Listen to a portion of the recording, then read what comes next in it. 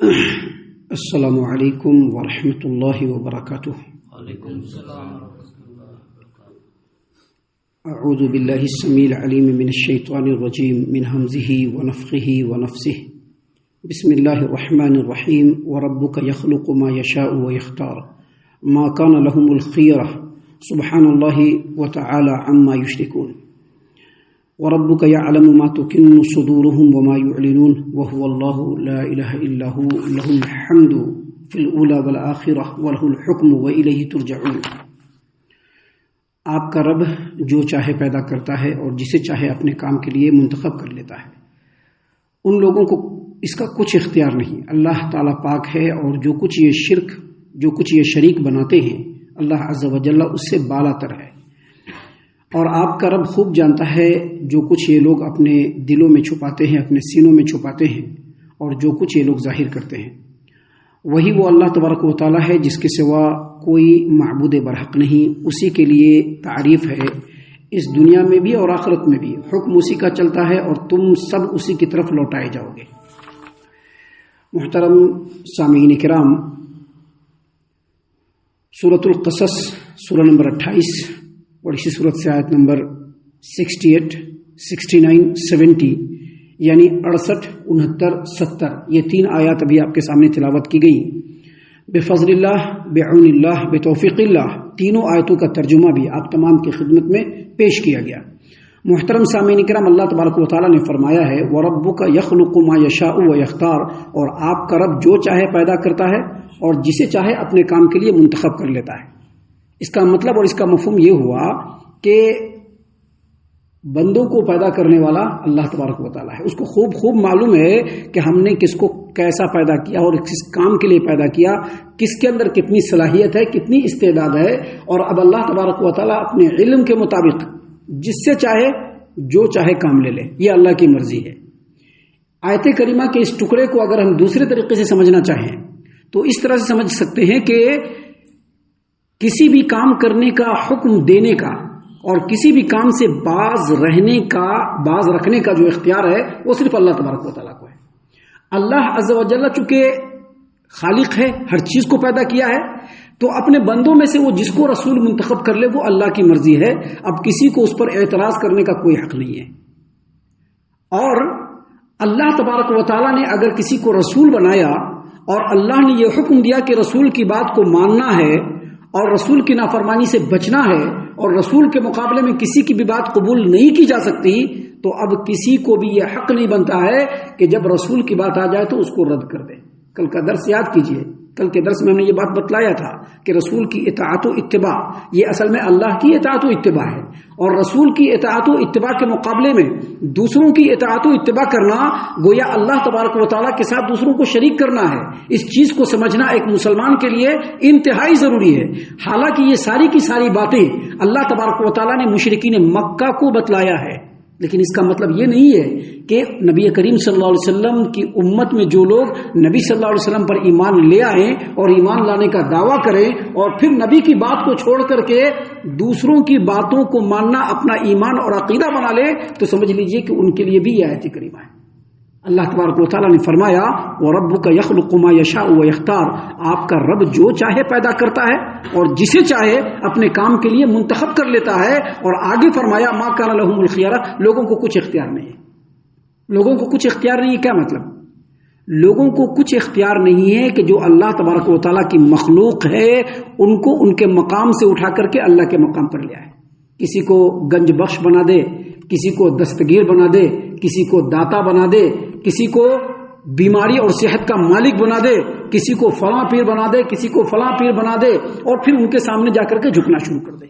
یاد رکھیے ہمیشہ، اگر کوئی نبی ہے، اگر کوئی ولی ہے، اگر کوئی رسول ہے، کوئی فرشتہ ہے، یہ سب کس کے پیدا کیے ہوئے ہیں؟ اللہ تبارک و تعالیٰ کے پیدا کیے ہوئے ہیں۔ اگر کسی کے اندر کوئی کمال ہے اور اللہ تبارک و تعالیٰ نے اس کو کمال سے نوازا ہے تو اس کے اندر وہ جو کمال ہے وہ صرف اللہ کی طرف سے ہے۔ اگر کوئی برگزیدہ ہے، ابھی کہتے ہیں نا بڑے برگزیدہ بندے، کہتے ہیں کہ نہیں کہتے ہیں؟ نوح علیہ السلام کا ذکر ہوتا ہے تو ہم کیا کہتے ہیں؟ اللہ کے بڑے برگزیدہ بندے۔ ابراہیم کی بات ہوتی ہے تو ہم لوگ کیا کہتے ہیں؟ اللہ کے بڑے برگزیدہ بندے۔ کہتے کہ نہیں کہتے ہیں؟ امام بخاری کی بات ہوتی ہے تو ہم لوگ کیا کہتے ہیں؟ اللہ کے بڑے برگزیدہ بندے، اللہ نے ان کو چن لیا ہے۔ تو اگر کوئی اللہ کا برگزیدہ ہے تو اس کا مطلب یہ ہرگز نہیں ہے کہ اس کو بندہ کے مقام سے اٹھا کر کے اللہ کے مقام میں رکھ دے، ایسا نہیں ہو سکتا ہے۔ اس لیے اللہ تبارک و تعالیٰ نے یہاں پر بیان فرما دیا ما کان لہم الخیرہ۔ کوئی یہ کہتا ہے کہ نبی کریم صلی اللہ علیہ وسلم کی بات اپنی جگہ پہ ہے، لیکن امت کے بڑے بڑے ائمہ ہیں، بڑے بڑے علماء ہیں، اب ان کی بات کو سامنے رکھ کر کے وہ نبی کی بات کو پیٹھ کے پیچھے ڈال دیں، ان کو کوئی اختیار نہیں ہے۔ اختیار اللہ تبارک و تعالیٰ کو ہے، اللہ کے علاوہ کسی کو اختیار نہیں، لہٰذا اللہ تبارک و تعالیٰ کا ہی حکم چلے گا اور اللہ تبارک و تعالیٰ کے حکم کے انڈر میں ہی رہنا پڑے گا، اور جو اس سے باہر نکلے گا اس کو پنشمنٹ دینا یہ اللہ تبارک و تعالیٰ کے اوپر ہے۔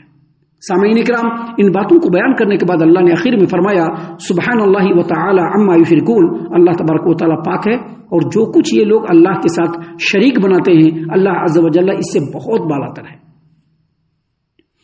اس کے بعد اللہ تبارک و تعالیٰ نے آگے مزید فرمایا وَرَبُّكَ يَعْلَمُ مَا تُكِنُّ صُدُورُهُمْ وَمَا يُعْلِنُونَ، اور آپ کا رب خوب جانتا ہے جو کچھ یہ لوگ اپنے سینوں میں چھپاتے ہیں اور جو کچھ یہ لوگ ظاہر کرتے ہیں۔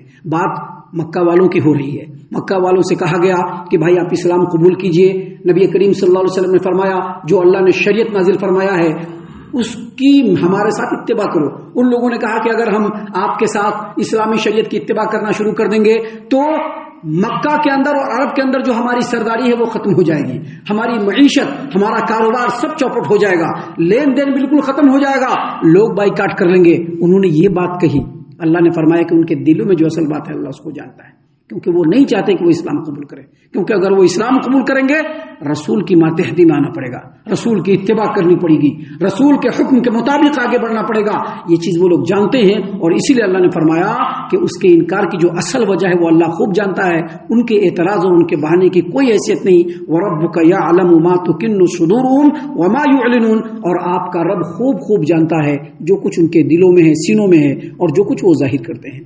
آیت کریمہ کا مفہوم یہی ہے، لیکن اس آیت کریمہ پر ہم غور و فکر کریں گے تو اور بھی بہت ساری باتیں سمجھ میں آتی ہے۔ اس سے یہ بات سمجھ میں آتی ہے کہ ہمارا کوئی بھی عمل، ہمارا کوئی بھی کردار، ہمارا کوئی بھی کریکٹر خالص اللہ کی رضامندی کے لیے ہونا چاہیے، دکھاوے کے لیے نہیں ہونا چاہیے، مطلب اور مفاد کے لیے نہیں ہونا چاہیے۔ اگر ہم اللہ کی عبادت کرتے ہیں وہ بھی اللہ تبارک و تعالیٰ کو راضی کرنے کی خاطر ہونی چاہیے۔ اگر ہم کوئی دینی کام سر انجام دیتے ہیں اس کے پیچھے ہمارا کوئی مقصد نہیں ہونا چاہیے، کسی کا دکھاوا نہیں ہونا چاہیے، کیونکہ ہم اپنے دلوں کے اندر، اپنے سینوں کے اندر جو بات چھپاتے ہیں اللہ اس کو بھی جانتا ہے، اور جن چیزوں کو ہم ظاہر کرتے ہیں اللہ اس کو بھی جانتا ہے، لہذا ہمارا ظاہر اور باطن خالص اللہ تبارک و تعالیٰ کی رضامندی کے لیے ہونا چاہیے۔ سامعین کرام، ان باتوں کو بیان کرنے کے بعد اللہ تبارک و تعالیٰ نے پھر فرمایا، اللہ نے فرمایا وَهُوَ اللَّهُ لَا إِلَهَ إِلَّا هُوَ، اللہ تبارک و تعالیٰ ہی اللہ ہے اور اس کے علاوہ کوئی عبادت کے لائق نہیں، اس کے علاوہ کوئی معبود برحق نہیں، اللہ تبارک و تعالیٰ ہی معبود ہے اور اللہ تبارک و تعالیٰ کے علاوہ کوئی معبود برحق نہیں۔ یہ ڈائریکٹ مشرکین مکہ کو بھی کہا جا رہا ہے، اور مشرکین مکہ کے علاوہ دنیا میں جتنے بھی شرک کرنے والے ہیں، جس انداز میں شرک کرنے والے ہیں، شرک کے جن قسموں کو انجام دینے والے ہیں، ان تمام لوگوں کے لیے کہا جا رہا ہے وَهُوَ اللَّهُ لَا إِلَهَ إِلَّا هُوَ، وہی اللہ ہے اور اس کے علاوہ کوئی معبود برحق نہیں۔ اور آگے کیا کہا وَلَهُ الْحَمْدُ فِي الْأُولَى وَالْآخِرَةِ، اسی کے لیے تعریف ہے دنیا میں بھی اور آخرت میں بھی۔ مطلب کیا ہے؟ مطلب اس کا یہ ہے کہ کائنات کی ایک ایک چیز پر اگر ہم غور کریں گے تو اس میں ہم کو اللہ تبارک و تعالیٰ کی قابلیت، اللہ تبارک و تعالیٰ کا کردار، اللہ تبارک و تعالیٰ کی قدرت، اللہ تبارک و تعالیٰ کی کاریگری اور اللہ تبارک و تعالیٰ کی قدرت کا کرشمہ جھلکتا ہے۔ لہذا کائنات کے ہر چیز پر غور کرنے کے بعد یہ پتہ چلتا ہے کہ تعریف کے لائق صرف اللہ تبارک و تعالیٰ ہے۔ اگر کسی سے کوئی کمال سرزد ہوتا ہے، کوئی آدمی بہترین کام کرتا ہے، تو اس کے اندر اس کمال کو پیدا کرنے والا بھی اللہ تبارک و تعالیٰ ہے۔ لہذا دنیا میں بھی تعریف کے لائق وہی ہے اور آخرت میں بھی تعریف کے لائق وہی ہے۔ کوئی بہت زبردست قسم کا عالم دین ہے اور اس کے اندر جو صفت ہے اس صفت کو بھی پیدا کرنے والا اللہ تبارک و تعالیٰ ہے۔ کوئی بہترین قسم کا کاریگر ہے اور کاریگری میں اپنا کوئی جواب نہیں رکھتا، اس کے اندر اس کاریگری کے فن کو دینے والا بھی اللہ تبارک و تعالیٰ ہے۔ بے شمار ہوائی جہاز دنیا میں اڑ رہے ہیں، اس کو چلانے والا جو پائلٹ ہے، اس پائلٹ کے اندر جو خوبی ہے، جو کاریگری ہے، اس اسکل کو دینے والا بھی اللہ تبارک و تعالیٰ ہے۔ کوئی آدمی ایک ایک چیز کو دیکھتا ہے اور پڑھ کر کے اپنے ذہن کے اندر بالکل بسا لیتا ہے، اس کے اندر وہ فن اور ہنر دینے والا بھی اللہ تبارک و تعالیٰ ہے۔ اللہ نے اسی لیے کہا وَلَهُ الْحَمْدُ فِي الْأُولَى وَالْآخِرَةِ، اسی کے لیے تعریف ہے دنیا میں بھی اور آخرت میں بھی، وَلَهُ الْحُكْمُ، اور حکم بھی اسی کا چلے گا، اس دنیا میں بھی اور آخرت میں بھی۔ جیسے آج کی یہ دنیا ہے، یہ کائنات ہے، اس میں اللہ تبارک و تعالیٰ نے آسمان بنایا ہے، یہ زمین بنایا ہے۔ جب اللہ تبارک و تعالیٰ کو قیامت برپا کرنا ہوگا، یہ آسمان ختم کر دے گا، یہ زمین ختم کر دے گا، یہ کائنات ختم کر دے گا، پھر دوسرا آسمان، دوسری زمین اور دوسرا کائنات پیدا کرے گا اللہ تبارک و تعالیٰ، اور وہ زمین، وہ آسمان اور وہ کائنات اس زمین، اس آسمان اور اس کائنات سے زیادہ پائیدار ہوگی۔ وہاں پر اللہ تبارک و تعالیٰ پھر سے تمام لوگوں کو پیدا کرے گا، اپنے بارگاہ میں بلائے گا، اور سب سے ان کے کرتوتوں کا، ان کے کاموں کا حساب اللہ تبارک و تعالیٰ لے گا، ایک ایک لمحے کا حساب لے گا۔ اسی لیے اللہ تبارک و تعالیٰ نے فرمایا وَلَهُ الْحُكْمُ، اسی کا حکم چلے گا دنیا میں بھی اور آخرت میں بھی، وَإِلَيْهِ تُرْجَعُونَ، اور تم تمام کو اسی کی طرف لوٹ کر کے جانا ہے۔ سامعین کرام، ابھی آگے اور بھی باتیں ہیں جو اللہ تبارک و تعالیٰ نے خالص ہماری ہدایت و رہنمائی کے لیے آگے بیان فرمائے ہیں، جس کو انشاءاللہ کل اور کل کے بعد کے درسوں میں ہم آپ کے سامنے پیش کریں گے۔ ہم اللہ سے دعا کرتے ہیں کہ اللہ تعالیٰ ہم تمام کو ان باتوں پر خوب غور و فکر اور تدبر کرنے کے ساتھ ساتھ ان باتوں پر عمل کرنے کی بھی توفیق عنایت فرمائے، آمین۔ اللہ تعالیٰ ہم تمام کو صحیح معنوں میں پکا سچا مومن مسلمان بنائے، اللہ اور اس کے رسول صلی اللہ علیہ وسلم کی اطاعت و فرما برداری کرنے والا بنائے، صحابہ کرام رضی اللہ عنہم کے طریقے پر چلنے والا بنائے، جنت الفردوس میں جگہ عطا فرمائے۔